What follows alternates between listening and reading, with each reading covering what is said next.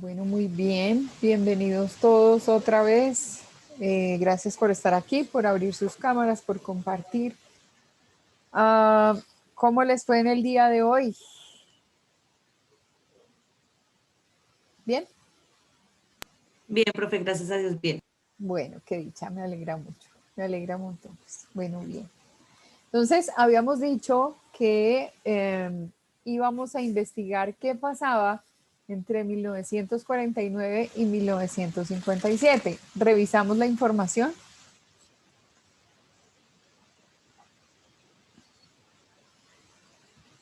Quedamos como con esa misión.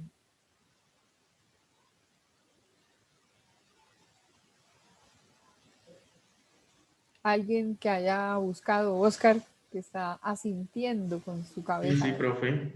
Bueno, bien, adelante, el Claro que micrófono. sí.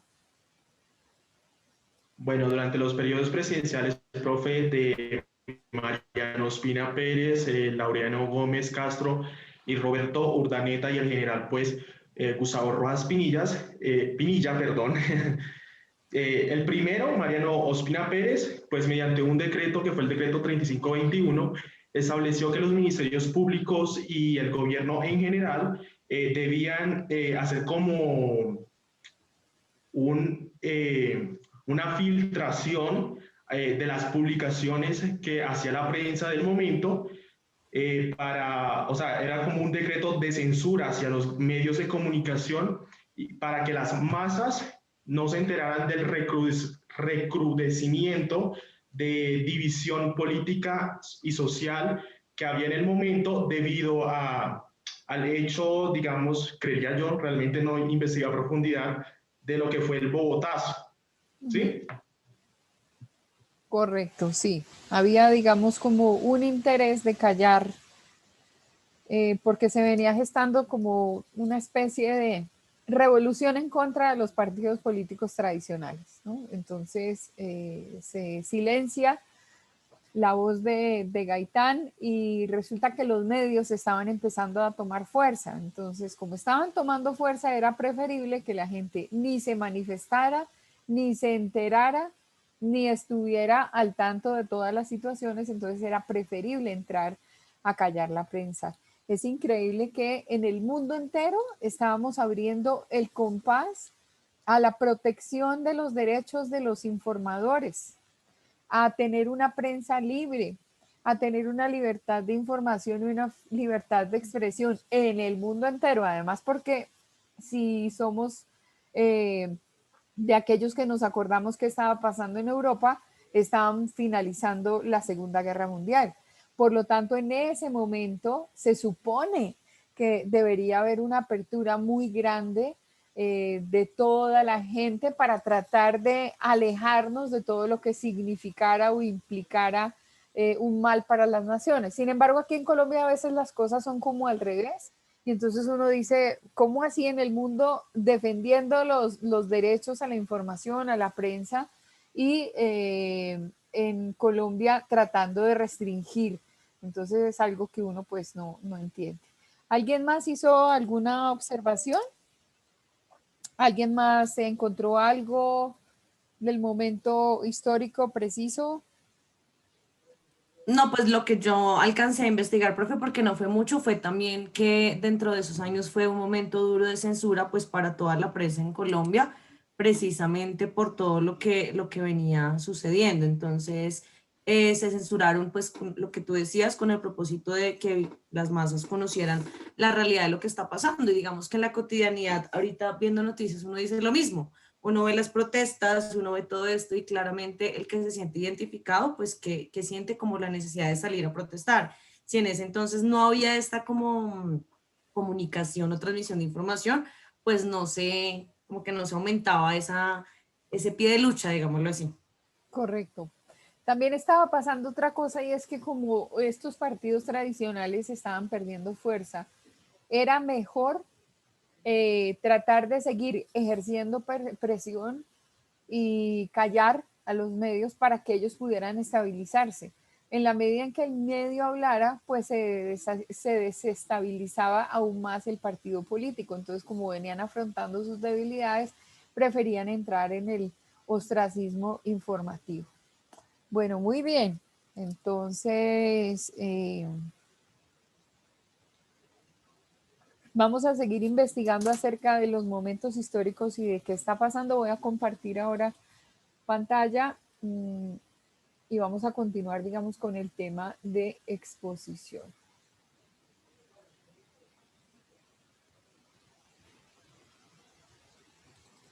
Bueno, ayer habíamos quedado finalizando. ¿Hablamos del comunicador? No. ¿De quién es el comunicador? No.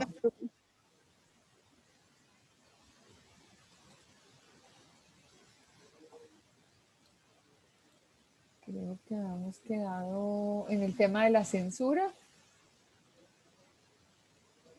Sí, entonces estamos entrando ahí. Bueno, entonces, como decimos específicamente, en Colombia censurando y en el mundo entero velando por la libertad de expresión. O sea, no hemos podido entender realmente las cosas acá y siempre estamos como la jaula de las locas haciendo cosas distintas. Entonces, ayer habíamos mencionado que la Corte Interamericana de Derechos Humanos empieza a trabajar todo el concepto de convención a partir de 3 premisas importantes. La primera, que los medios de comunicación social estén virtualmente abiertos a todos y sin discriminación, o más exactamente que no hayan personas que no tengan contacto o acceso a los medios.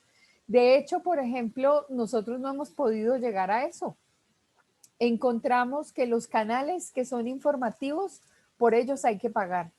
Que hay que pagar por una televisión digital terrestre, que se supone pues debería haber una cajita y esa cajita que es como una especie de codificador para que todos podamos accesar a los canales regionales y a los canales locales en total libertad, como se puede hacer con la radio, pues por ella hay que pagar.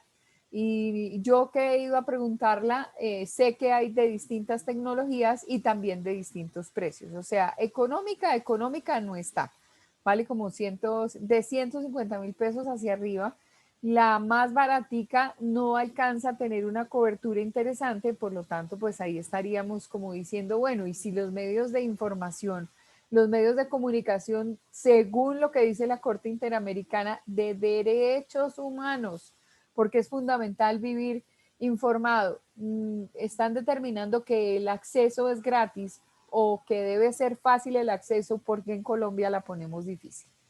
La segunda condición respecto a los medios de comunicación es que sean ejemplo de libertad y vehículos para no restringir la libertad, ni para restringir lo que es el principio de libertad de expresión. Entonces, obviamente vemos que, tal como lo mencionábamos ayer, funciona la agenda setting, funcionan, digamos, todas esas teorías de la opinión que indican que de alguna forma los medios no están siendo plurales con la opinión pública del país. La otra condición es que ellos deberían de estar olvidándose de ser aquellos de monopolio. Debería esto estar abierto a muchas empresas. Si bien es cierto, se faculta a partir de la constituyente y según como está establecido en el artículo 20 de la Constitución, que absolutamente todas las personas tienen derecho a fundar medios de comunicación, en la realidad esto no funciona.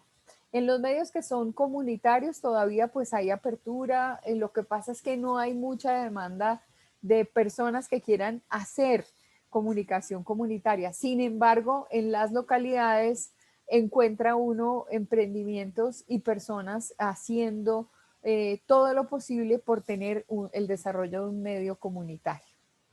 Lo que no se está encontrando, digamos abiertamente, es que exista realmente para los comunicadores o para los periodistas una libertad y una independencia para gestionar sus contenidos. Entonces, estamos todavía en contravía a esta premisa que dice de qué se trata los derechos humanos. Bueno, muy bien. Entonces, entramos ahora con el tema de libertad de prensa. Siempre recuerden estar definiendo a partir de aquellos que tienen la capacidad de definir cómo son las cosas para entrar dentro de un lenguaje preciso. Se dice de la libertad de prensa que es la existencia de garantías con las que los ciudadanos tengan el derecho a organizarse para la edición de medios de comunicación cuyos contenidos no estén controlados ni censurados por los poderes del Estado, y que toda persona pueda publicar sus ideas libremente y sin censura previa. Este es el caso de Colombia,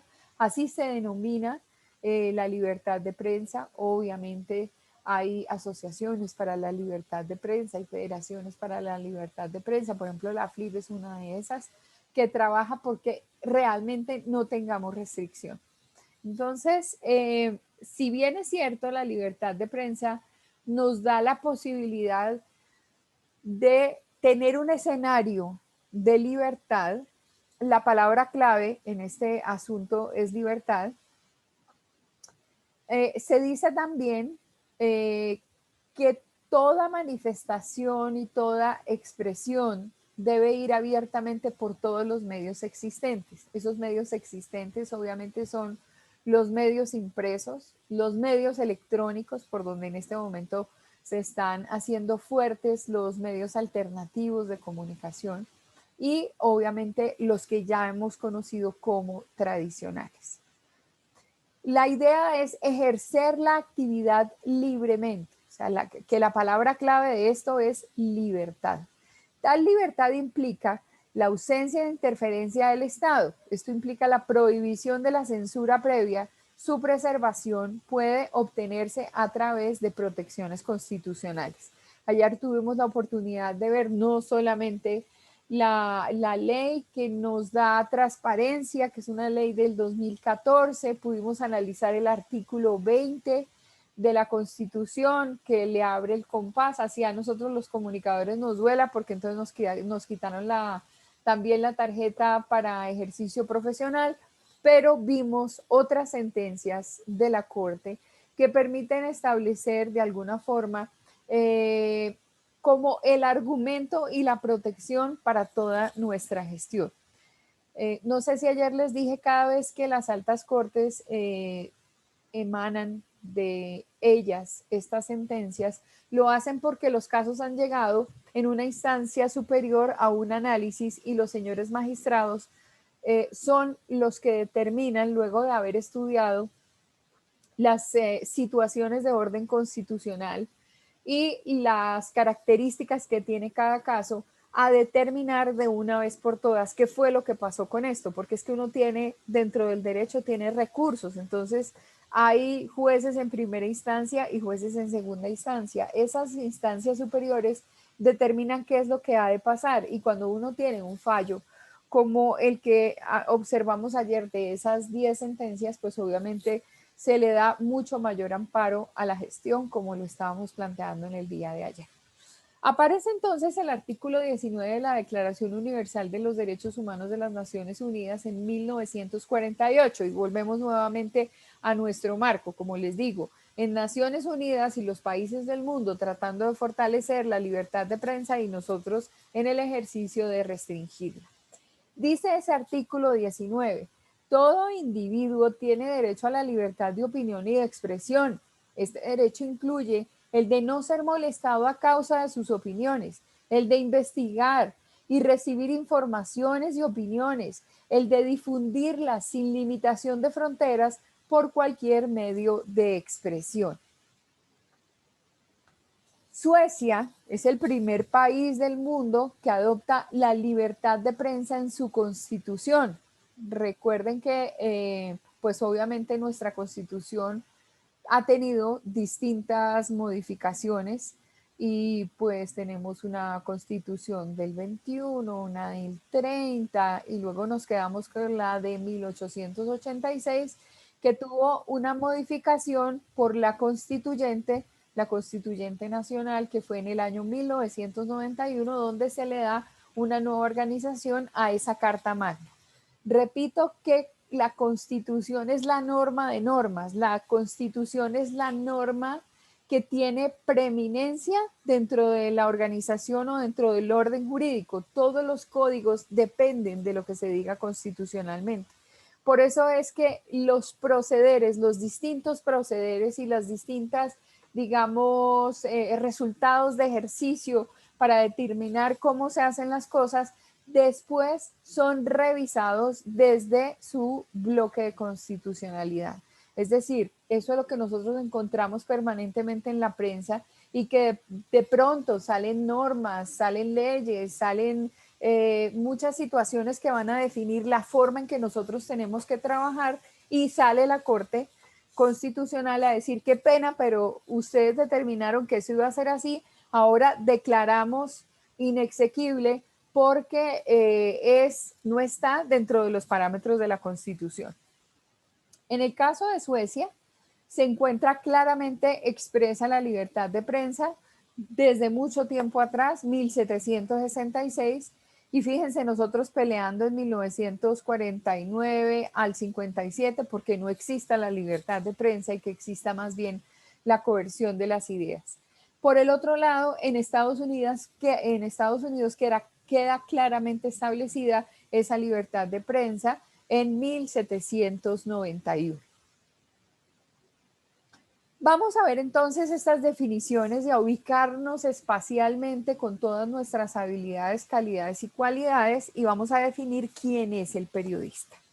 Un periodista es la persona que se dedica laboralmente a ejercitar la libertad de expresión para su difusión a la sociedad por medio de las distintas plataformas de comunicación que existen, ya sea con prensa escrita, como en documentación fotográfica, como en radio, televisión o en medios digitales. Su trabajo consiste en investigar y descubrir temas de interés público. Pero hay un ejercicio básico y esa parte de la investigación que es algo que nosotros no hemos podido entender.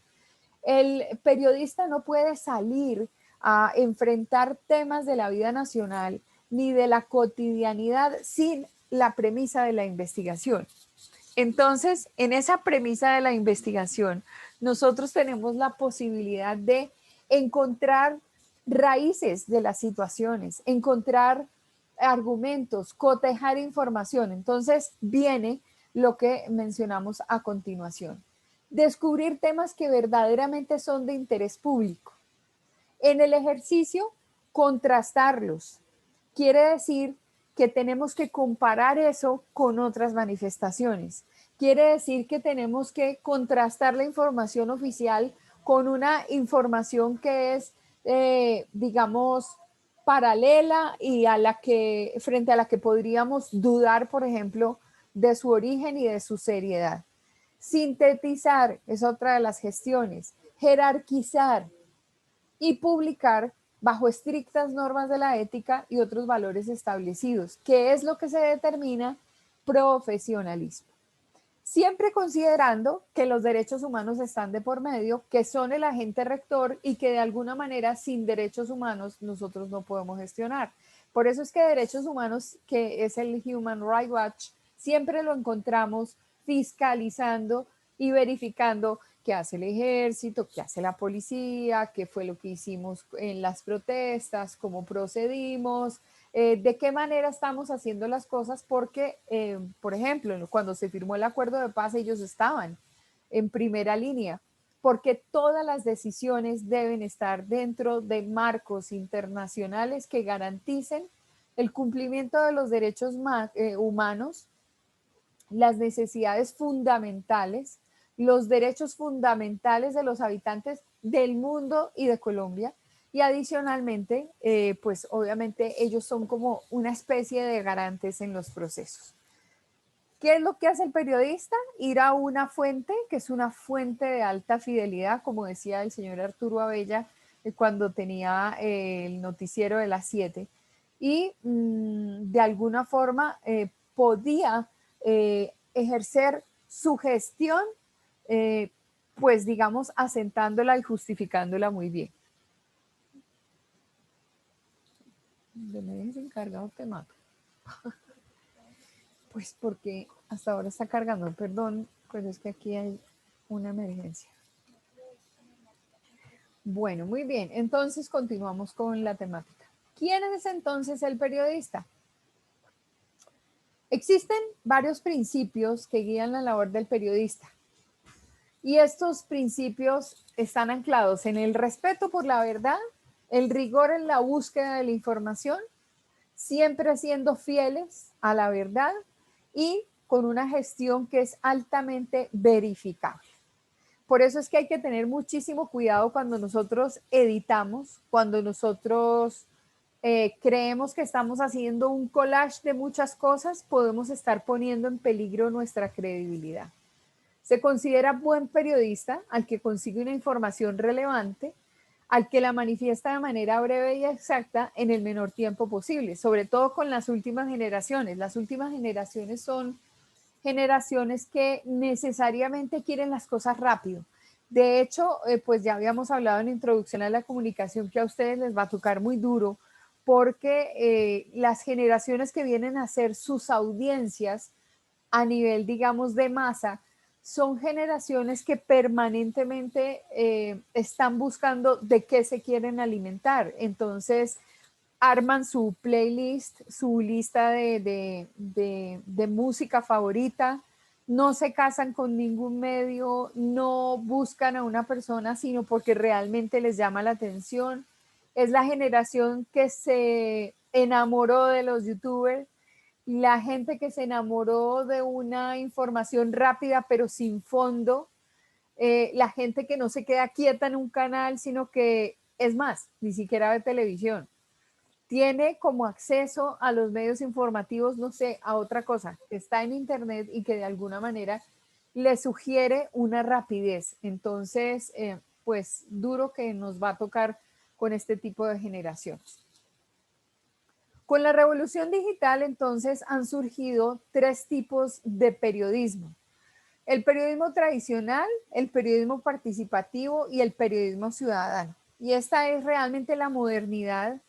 Esto es a lo que nos está invitando, digamos, esta gestión en estos tiempos. Entonces, periodismo tradicional, el que tal vez nosotros les estamos enseñando, porque este periodismo tradicional está muy estructurado y es muy fácil saltar del periodismo tradicional a otro tipo de periodismos, porque de todas maneras ustedes están teniendo acceso a las nuevas plataformas que son de carácter digital y a la utilización de los medios masivos de comunicación, pero con el corte y el tinte y la modernidad que ustedes le quieren poner al lenguaje.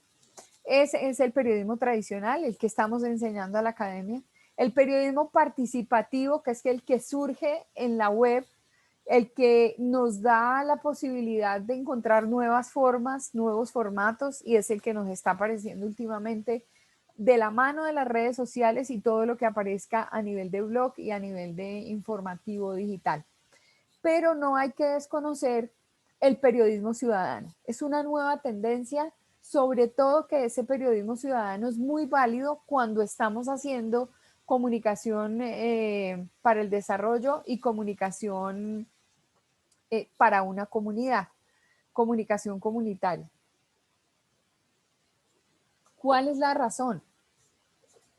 Y es que al ciudadano del común le gusta contar sus historias. Por eso es que RCN está con la campaña hace mucho rato de no se quede callado, denuncie. Y el periodista es usted. Y entonces al periodista es usted, a todo el mundo le gusta reportear qué es lo que está pasando en su comunidad. Cuando uno incluye ese documento, obviamente ese documento tiene mucha más relevancia. No es lo mismo que yo ponga una voz en off, meta el inserto de una persona a la que entrevisté, a que una persona que vive, siente la problemática y que está denunciando y que no tiene tapujos, sino que por el contrario, lo que quiere es que le arreglen su problemática, cuente qué es lo que está pasando. Entonces, en esa tercera forma, nosotros estamos actuando.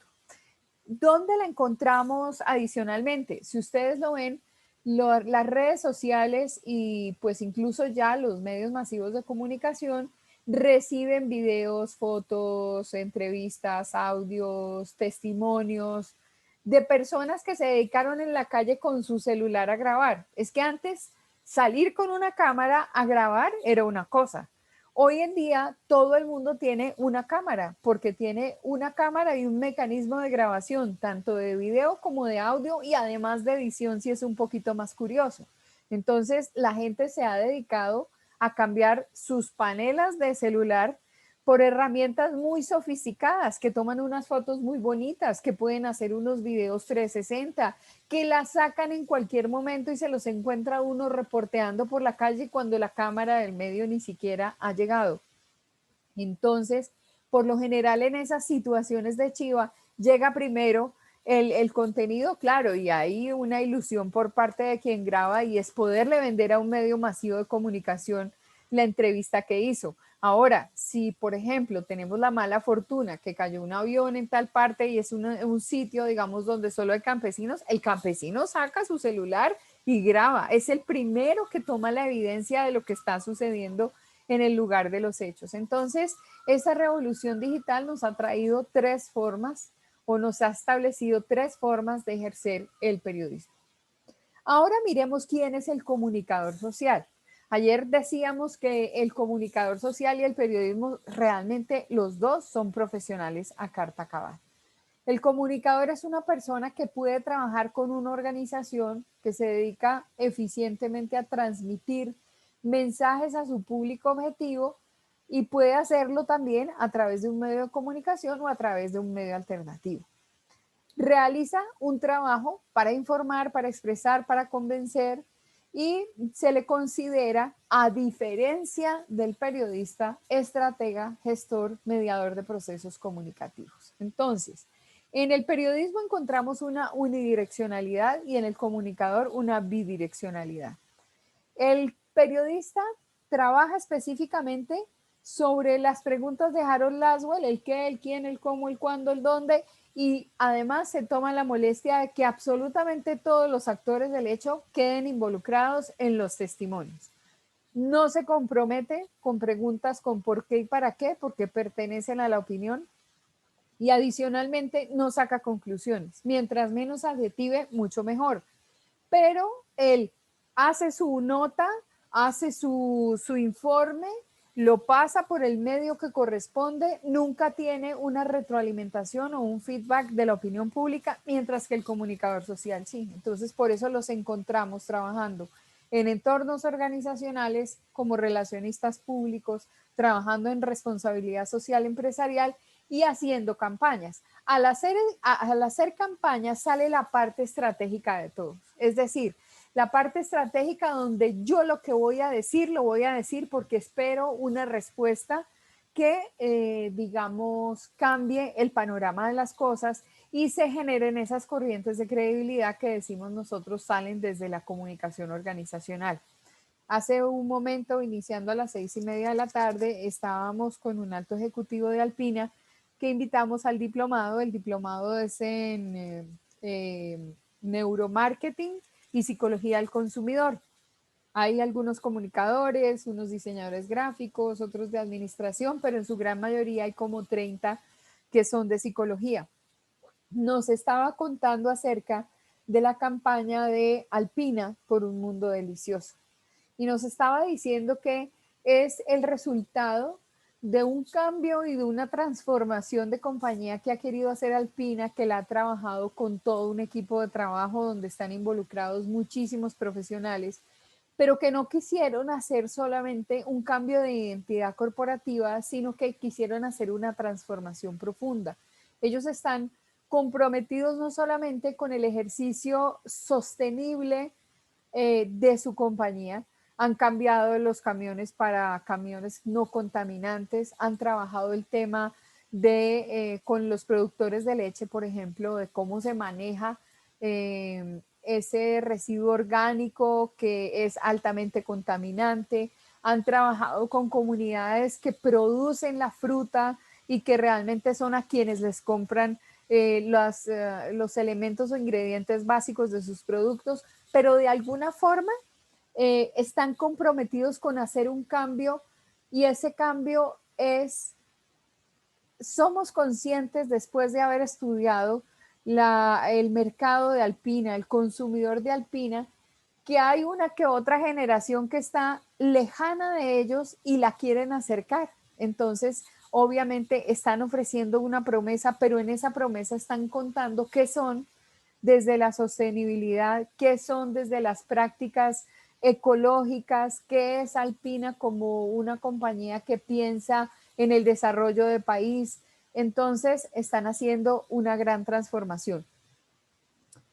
Y en ese papel también trabaja, en esa campaña estratégica también hay un papel muy importante que juegan los comunicadores, porque los comunicadores son parte activa de ese proceso. Entonces, esa campaña como tal, que es un cambio no solo de identidad corporativa, sino de que se perciba la compañía mucho más cercana, que se perciba la compañía alpina como, bueno, realmente toda la vida hemos pensado que eres costosa, pero costosa en medio de recibir un producto elaborado con muy buenos ingredientes y muy nutricional. Entonces, comprometidos con la nutrición de una población que de pronto piensa que es cara, que es costosa y que no la ha podido acceder a ella, pero que compra otras de similar precio, pero no están hechas a base de los ingredientes que tiene esta marca y que haciendo un análisis concienzudo, pues realmente podría llegar a ser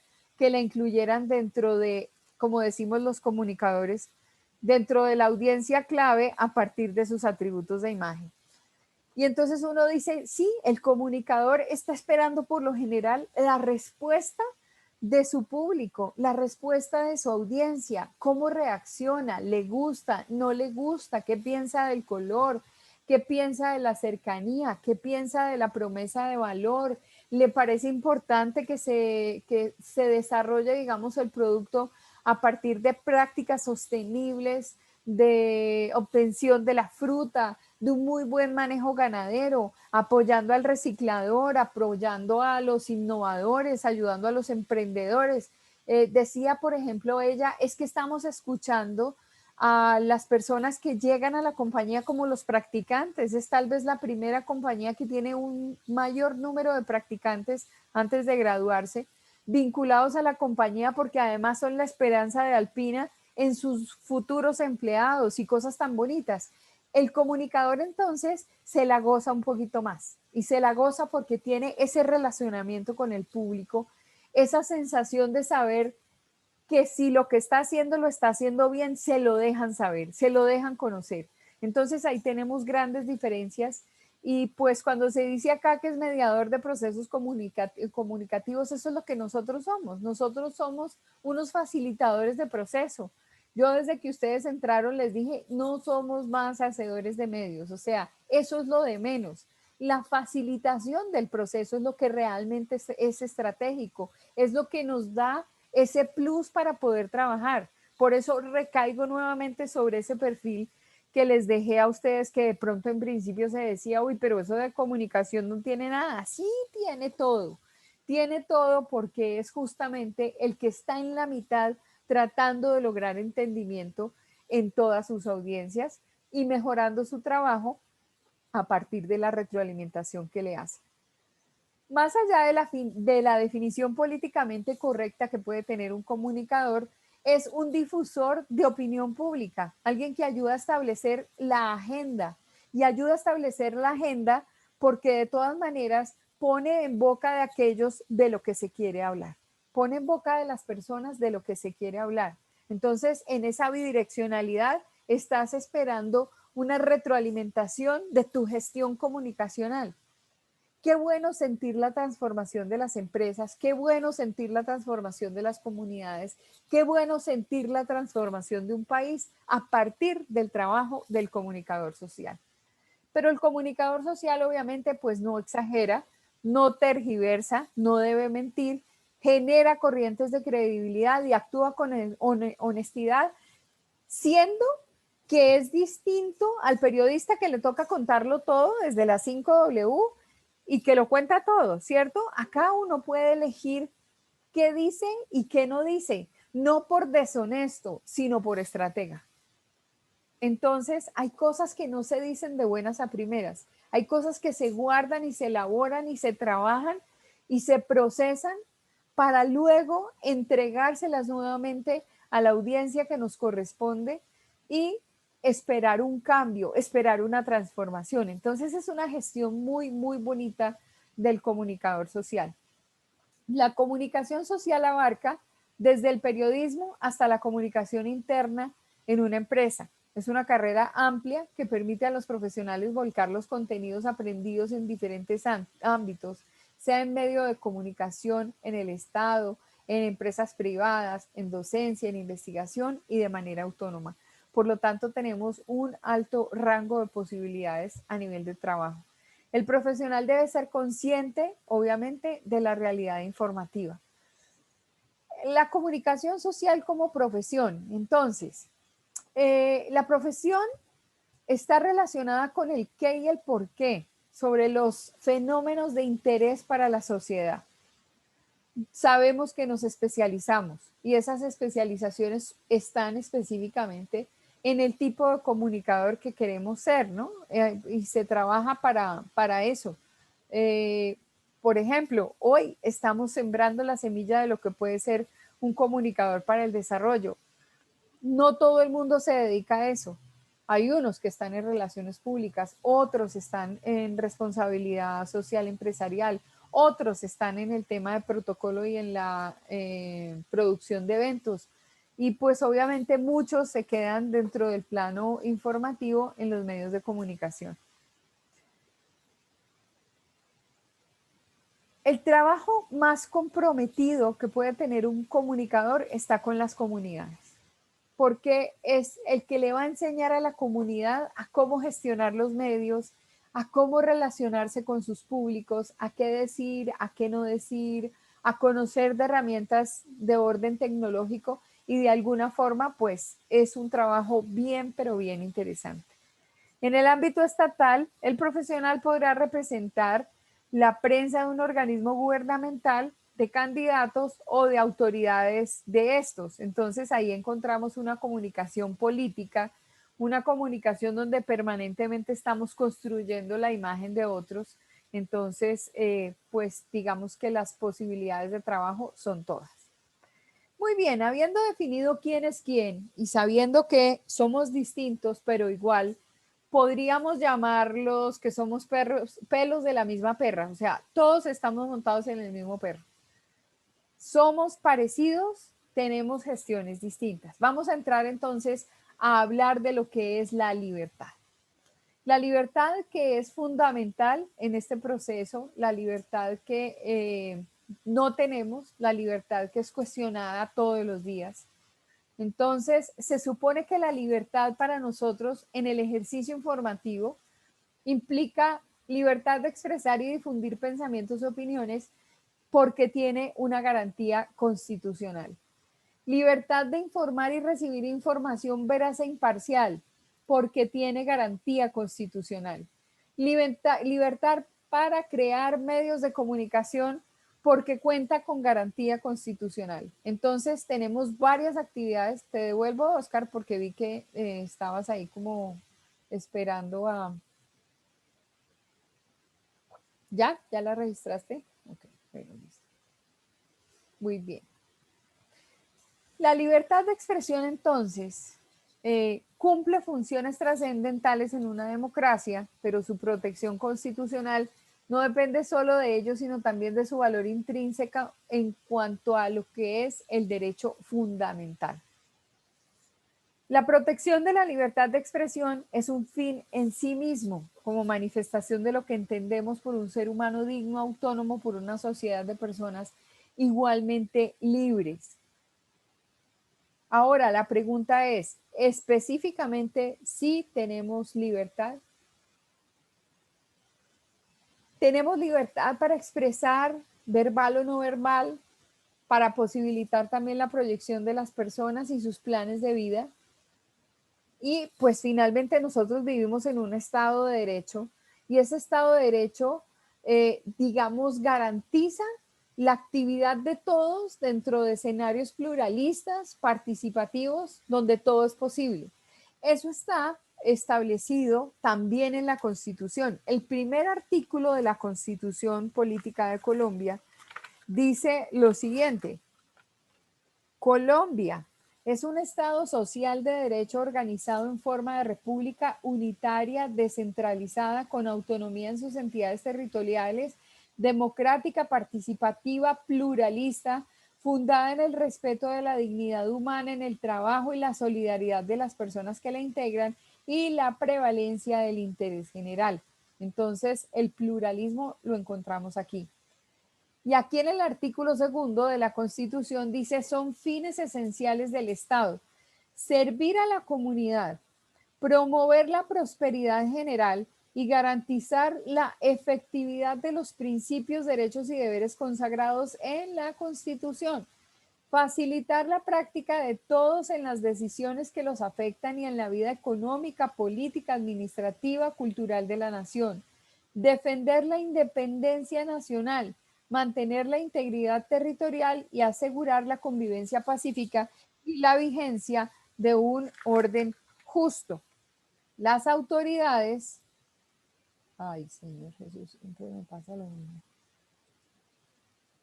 Ay, perdón, que por darle entrada a alguien se me sale aquí el...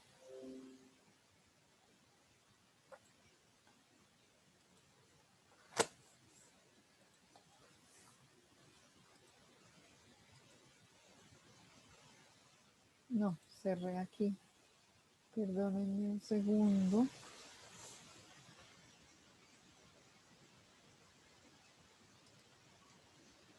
Porque cerré la presentación de PowerPoint.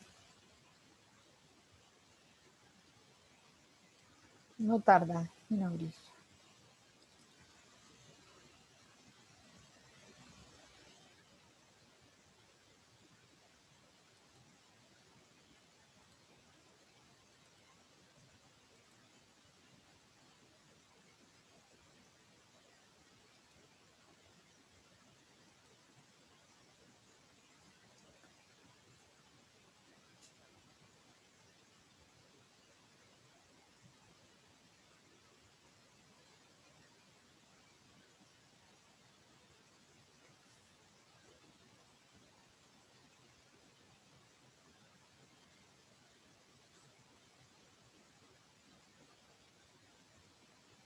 Ok. Entonces estaba leyendo el artículo segundo de nuestra Constitución y me faltaba esta parte. Las autoridades de la República están instituidas para proteger a todas las personas residentes en Colombia en su vida, honra, bienes, creencias y demás derechos y libertades, para asegurar el cumplimiento de los deberes sociales del Estado y de los particulares. A medida que vayamos viendo el contenido de Comunicación para el Desarrollo, estaremos cuestionando si realmente el Estado está haciendo lo que está haciendo, lo que debería hacer, lo que le indica esta carta de navegación, que es que no está pasando. Si realmente estuvieran pasando las cosas, no tendríamos personas que no tienen acceso a la educación, tendríamos alimentación para todos, tendríamos muchas infraestructuras listas, no tendríamos problemas de hambre, no tendríamos problemas de trabajo, y obviamente esto es lo que debemos cuestionar a partir de lo que es supuestamente la Agenda 2030. A mí me está preocupando mucho, que es que vamos en el 21 y para el 30 nos faltan 9 años. ¿Y qué hemos hecho? Y se supone que en esta Agenda 2030 esos ODS deben estar todos alineados para que estemos divinamente bien. Entonces, estamos colgados en ese sentido. En esta libertad de expresión, entonces, están todas las funciones trascendentales que nos llevan hacia el sistema democrático y que adicionalmente están garantizando el derecho de lo fundamental. Si este artículo segundo de la Constitución Política de Colombia se compromete con los nacionales, pues es lógico que encontramos que el Estado debe tener responsabilidad sobre lo que hace. La protección de la libertad de expresión es un fin en sí mismo, como manifestación de lo que entendemos por un ser humano digno y autónomo, por una sociedad de personas igualmente libres. Esto es libertad de expresión. No estamos hablando todavía de libertad de prensa, que es el paso a seguir. La libertad de expresión verbal o no verbal es valiosa en cuanto a que posibilita la proyección de cada persona como sujeto individual y permite la realización de sus planes de vida. Como lo habíamos mencionado, es abierta, pluralista y participativa. Y en un Estado social de derecho nos dice que todos por igual tenemos acceso a esos beneficios. Por aquí más adelante dice: la Constitución es norma de normas. En todo caso de incompatibilidad entre la Constitución y la ley y otra norma jurídica, se aplicarán las decisiones constitucionales. Es deber de los nacionales y de los extranjeros en Colombia acatar la Constitución, las leyes y respetar y obedecer a las autoridades. El Estado reconoce sin discriminación alguna la primacía de los derechos inalienables de las personas y ampara a la familia como institución básica de la sociedad. Los particulares solo son responsables ante las autoridades por infringir la Constitución y las leyes. Los servidores públicos lo son por la misma causa y por omisión o extralimitación en el ejercicio de sus funciones. El Estado reconoce y protege la diversidad étnica cultural de la nación colombiana. Es obligación del Estado y de las personas proteger las riquezas culturales y las naturales de la nación. Las relaciones exteriores del Estado se fundamentan en la soberanía nacional. Y entonces cuando uno lee eso, a uno le viene a la mente así, y entonces cómo estamos cambiándole el fin a la laguna de Tota. Y entonces tal vez queremos hacer una extracción de algún tipo de producto que genere plata. ¿Y qué está pasando con los árboles en la Amazonía? ¿Qué está pasando cuando uno ve que arman esos troncos de árboles que van y están sacando la madera y están acabando con el hábitat de un montón de animales y al mismo tiempo se están enriqueciendo? ¿Qué está pasando con la minería ilegal? ¿Qué está pasando con tantas cosas que se supone el Estado debería garantizar? Esto es lo que no nos deja llegar al desarrollo. Esto es lo que, si aquí dicen que hay que proteger a la familia y a los niños, resulta que no está ocurriendo. Nosotros ya no podemos salir a la calle porque no es percepción de inseguridad, es inseguridad. Entonces, ¿a qué jugamos? ¿A qué jugamos? Aquí hay otra vez, no puede ser.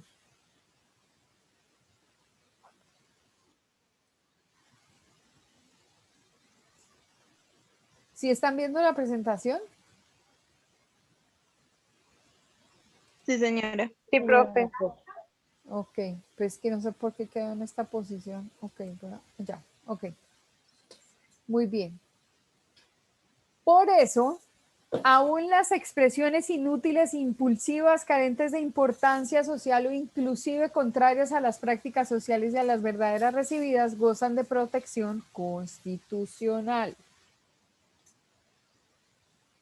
Se dice entonces que la Corte Interamericana garantiza el cumplimiento de las libertades de expresión, como ya lo habíamos mencionado. Esto lo paso rápido porque ya lo habíamos dicho. Bueno, entonces viene el artículo 26. Y el artículo 26 de la Constitución dice: toda persona es libre de escoger profesión o oficio. La ley podrá exigir títulos de idoneidad. Las autoridades competentes inspeccionarán y vigilarán el ejercicio de las profesiones.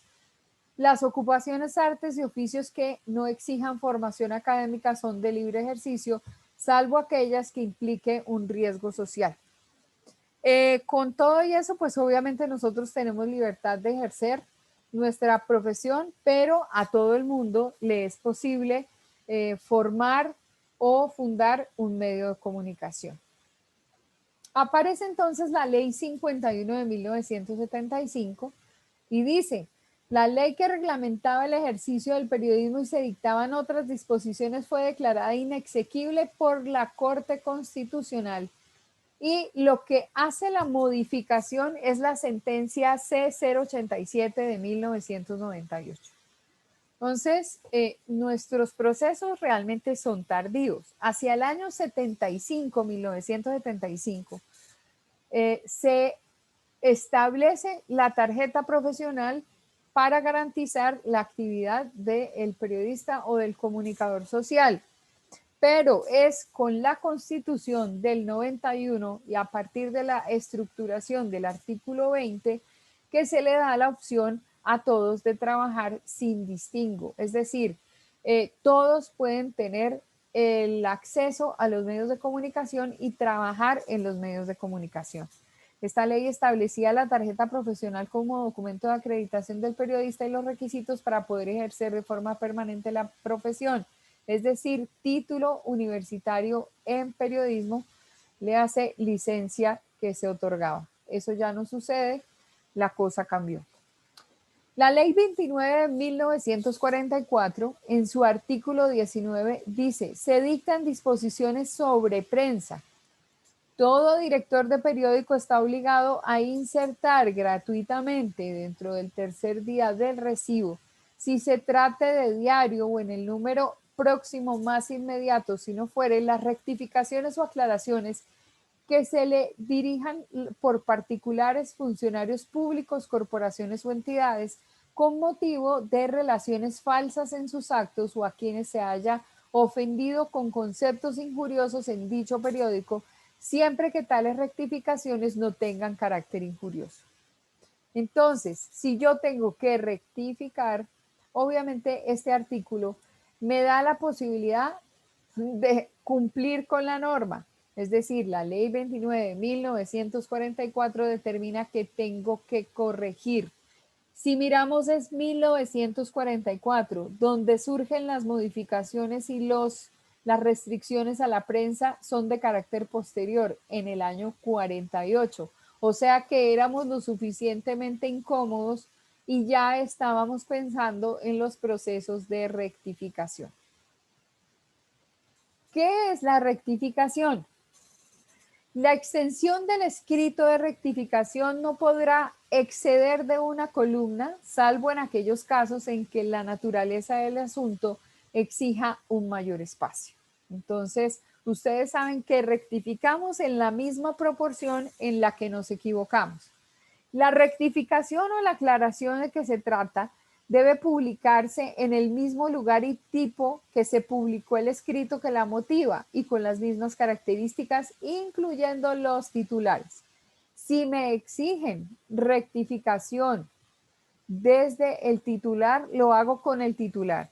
Si me exigen rectificación en primera página porque mis errores salieron en primera página, es lícito que lo mande a primera página, no que lo mande a la última página o en la sección de clasificados o algo así, no, porque no estaría rectificando. Fíjense que es distinto pensar en la rectificación a la censura total. Es distinto, o sea, la rectificación es corrígeme porque caíste en imprecisiones. La censura es, por favor, no vuelvas a hablar porque te voy a cerrar el medio o te voy a sancionar de alguna manera. Entonces, esa es distinta la posición. El artículo 21 dice, se dictan disposiciones sobre prensa. Si el director del periódico no insertare dentro del plazo señalado por esta ley las rectificaciones, aclaraciones a que hubiere lugar, el interesado podrá acudir ante el juez de circuito correspondiente, quien oyendo verbalmente a las partes y dentro de las 48 horas siguientes a la presentación de la queja, resolverá definitivamente el punto, a más tardar 24 horas después. Y ordenará, si fuera el caso, que se le publique la rectificación o la aclaración e impondrá una sanción pecuniaria de 100 pesos a 1,000 pesos que el director del periódico pagará a la persona o entidad que tiene derecho a exigir la rectificación. En este caso, las sanciones pecuniarias obviamente se han actualizado a nivel de dinero, pero está establecido en el artículo 21. ¿En el artículo 21 de cuál ley? Pregunto yo. ¿Alguien la recuerda? Ley 29 de 1900. 29 de 1944. Es correcto.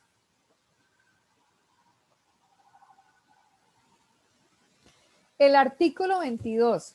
Si al publicar la rectificación en la forma prescrita, el director del periódico declarare su plena conformidad con ella en el mismo lugar del periódico, no se podrá iniciar o proseguir acción por calumnia o injuria. Recuerden ustedes que las sanciones, igual ayer lo mencionamos, esas sanciones que nosotros tenemos.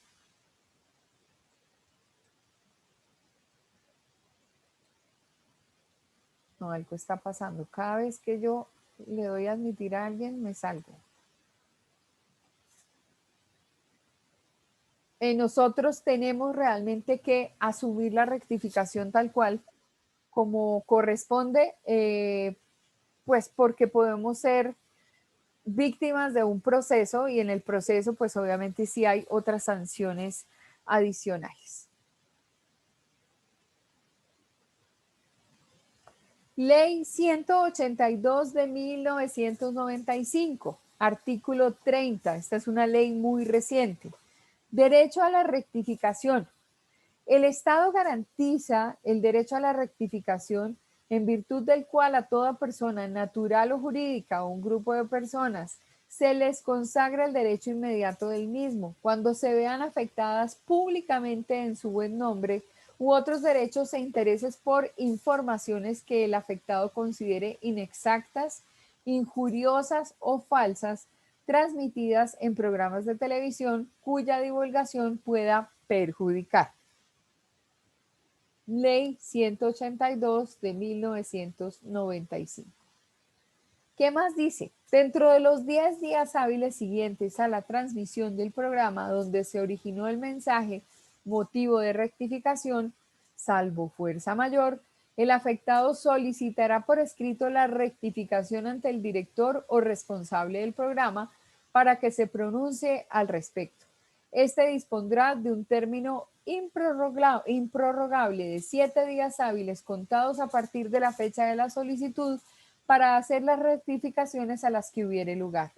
El afectado elegirá la fecha para la rectificación en el mismo espacio y hora en que se realizó la transmisión del programa, motivo de la rectificación.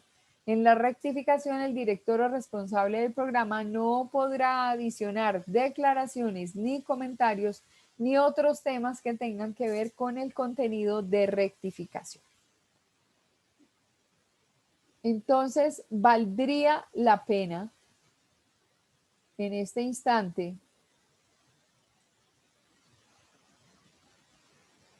preguntarles cómo se hace la rectificación. De la misma manera como se cometió el error, se le debe dar la misma importancia, el mismo grado o la misma extensión o la misma cantidad de tiempo. Tú nos hablabas del tiempo, la duración, dependiendo del canal o el medio por el cual se haya transmitido. ¿Cuánto tiempo tienes para reaccionar? 7 días hábiles. 10 días a partir de la notificación. ¿Y quién elige el día en que sale la rectificación? ¿El jefe de periódico? No, El juez del circuito. no, supuestamente la persona que fue dañada, la persona que fue víctima de la mala información y de la difamación, exige qué día, pero obviamente pues es en la misma parte como lo acaba de decir Sonia, ¿no? Entonces es importante porque no estamos exentos a rectificar, los medios rectifican todo el tiempo. Lo que pasa es que uno como usuario no se alcanza a dar cuenta de las rectificaciones, pero salen las rectificaciones y son evidentes en todos los medios. Donde no ha sido posible que se haga rectificación es en redes sociales. ¿Y por qué no es posible? Porque no son comunicadores, informadores, sino son personas del común. Entonces, acuden a otros procesos ante el juez para tratar de resarcir el daño al buen nombre o los daños, digamos, colaterales que pueden tener de una difamación por redes sociales, porque pues es por redes sociales, o sea, las redes sociales es una olla cochina, es una olla donde cabe todo, pero no al alcalde nadie lo ronda, entonces ahí es donde está el problema. Nos vamos a enfrentar entonces a un tema que se llama libertad de prensa. Y quería compartir, ¿qué hora tienen ustedes? Las 9, ¿cierto? Permítanme un segundito. Vamos a buscar el documento y rezar para que el internet esté bien.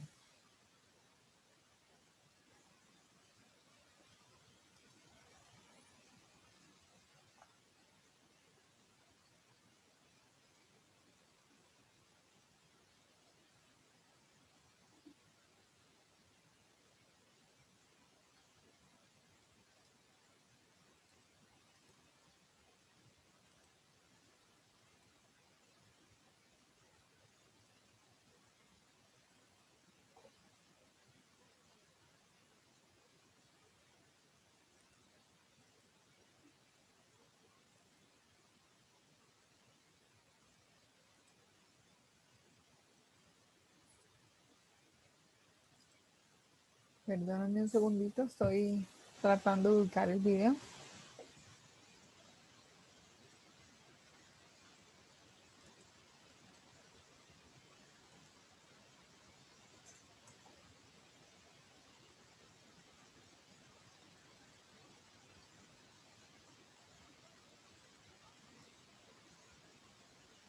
Ok, listo. Entonces, ahora sí.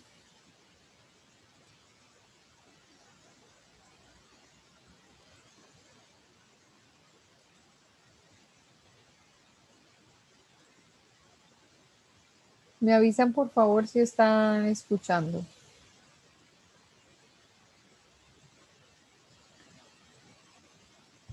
No he empezado todavía, no estaba aquí pensando. Pero sí está. Ya, profe. Pero si se escucha bajito, profe.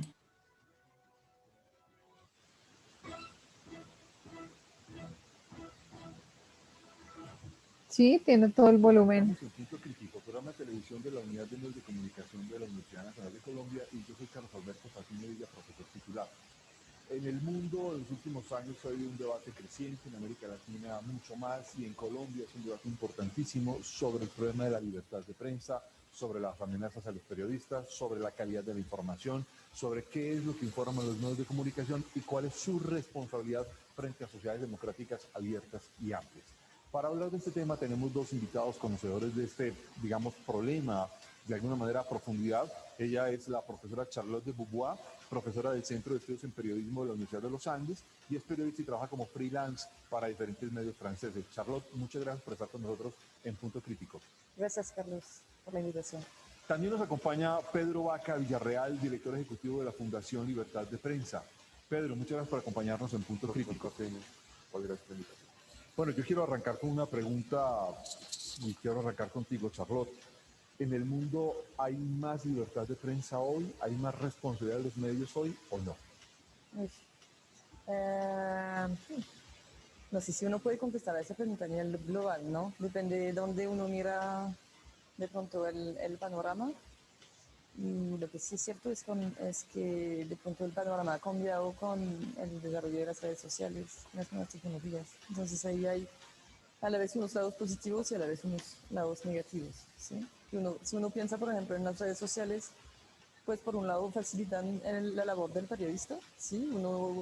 Pues yo hablo como periodista, ¿no? Uno tiene de pronto acceso más fácil a sus fuentes, puede encontrar más fácilmente información en Internet, pero también hay todo un riesgo de esa información está verificada o no, y también hay un riesgo de, si uno piensa en la libertad de expresión, en la libertad de trabajar, que esas redes también son el vínculo para, si uno quiere hacer eso, pues hacer daño a periodistas, amenazar, acosar. Pero si uno piensa, por ejemplo, en casos, Pedro, como lo que ha venido pasando en México, el mismo Estados Unidos bajo el gobierno de Trump, ha habido una especie de intento de amordazar a los medios, lo que pasó mucho tiempo en una ley de medios de comunicación en Argentina o en Venezuela, o también lo que ha pasado, digamos, en países como Perú, un intento de amordazar a los medios y evitar que de cierta información circule. En África, pues el tema está al orden del día. Digamos, tenemos diversas regiones en el mundo donde la libertad de prensa parece retroceder y no progresar. Bueno, yo creo que siempre los rankings de libertad de prensa son un poco odiosos, digamos, yo que trabajo en esos temas, En primer lugar, porque muchas veces hay países que suben, por ejemplo, en los rankings de Reporteros Sin Fronteras, pero es porque otros empeoran, ¿no? Y yo un poco lo que creo es que uno puede plantear la agenda en tres niveles. Uno, digamos, como una visión tradicional de la libertad de prensa es algo que combate el autoritarismo. Luego, aquellos lugares donde hay regímenes autoritarios no hay libertad de prensa. Corea del Norte, Cuba, Nicaragua están entrando en ese ranking, Venezuela también, Guinea Ecuatorial, ¿no? Pero además creo que hay otros tantos fenómenos de violaciones a la libertad de prensa y censura que son un poco más sutiles y que están empezando a permear países que considerábamos democráticos, ¿no? Entonces hay un fenómeno, digamos, tradicional de violencia en países como Colombia, Honduras, Guatemala, Paraguay, Brasil, pero también hay otros que yo llamaría lo que, digamos, que se denominan censuras sutiles, y es el rol de los funcionarios públicos en asfixiar el debate público. Entonces, un país como los Estados Unidos, de tradiciones liberales, se enfrenta hoy en día a liderazgos públicos que señalan las voces disidentes de tal forma que se les intenta excluir del debate público en algo que de alguna manera termina siendo la misma ecuación. Es decir, al final, si defendemos la libertad de prensa, creemos que la pluralidad de voces en una democracia es fundamental, y todo tipo de acción tendiente a restringir el debate público, sea de un gobierno autoritario o de un líder público que no es tolerante a la crítica, o de las administraciones que compran noticias positivas a través de la publicidad oficial, o de las restricciones de acceso a la información, o desde políticas que, digamos, tienen que ver incluso con los medios públicos. ¿A dónde llegan los medios públicos? El medio público de Miraflores Guaviare es Colombia Estéreo, una emisora del Ejército. Luego todo esto empieza a dibujar un cóctel de alguna manera donde la censura y la libertad de expresión dependen de muchas variables. Charlotte, tú que eres de alguna manera extranjera, radicada en Colombia ya con muchos años, ¿cómo es el problema de la libertad de prensa?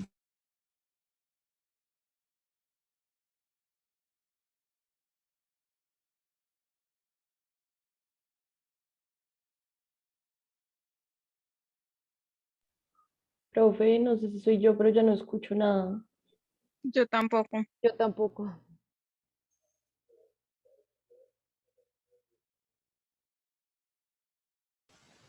Perdón, ¿no están oyendo nada?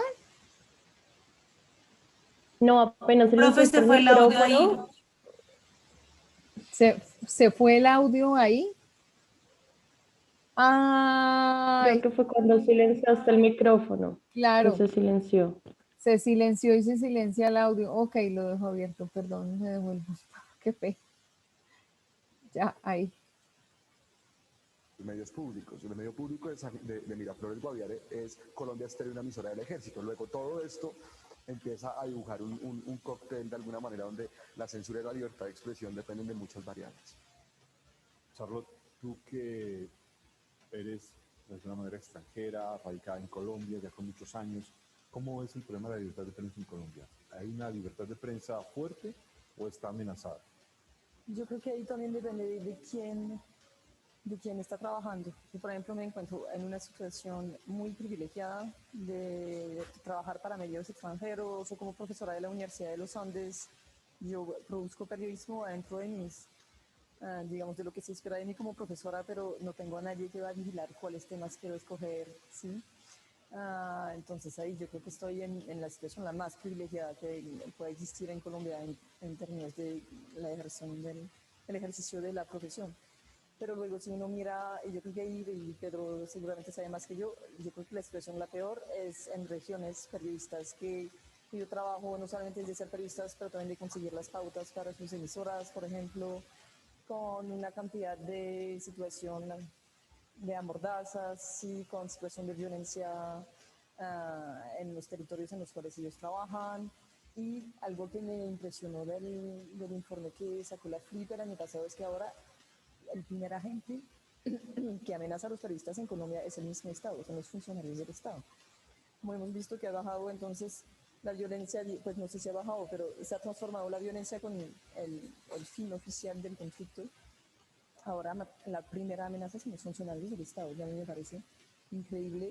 Y hay amenazas como muy concretas, que no sé, en caso de protesta social, una periodista que cubre una protesta va a morir y después la fiscalía dice que las balas que le hirieron fueron del ESMAD. Hay ese tipo de violencias, Pero también hay violencias en cortes de justicia en Bogotá, en decisiones sobre proteger sus fuentes, sobre una cantidad de cosas que pasaron este año en Colombia que son bastante preocupantes para el ejercicio del periodismo. Ahí, Pedro, uno podría identificar, además de amenazas de funcionarios del Estado, además de amenazas de grupos armados, bueno, además las confrontaciones con las disidencias de las guerrillas o con las propias guerrillas inactivas o con los grupos narcotraficantes del crimen internacional. Más allá de eso, hay una especie de cortapisa también, por ejemplo, en contenidos o en desarrollos temáticos del trabajo de los medios. Por supuesto, digamos, Colombia es un país, y para ponerlo en cifras, este año ya llevamos más de 170 amenazas a periodistas. Para ponerlo en perspectiva, estamos en el mes de octubre, ¿sí?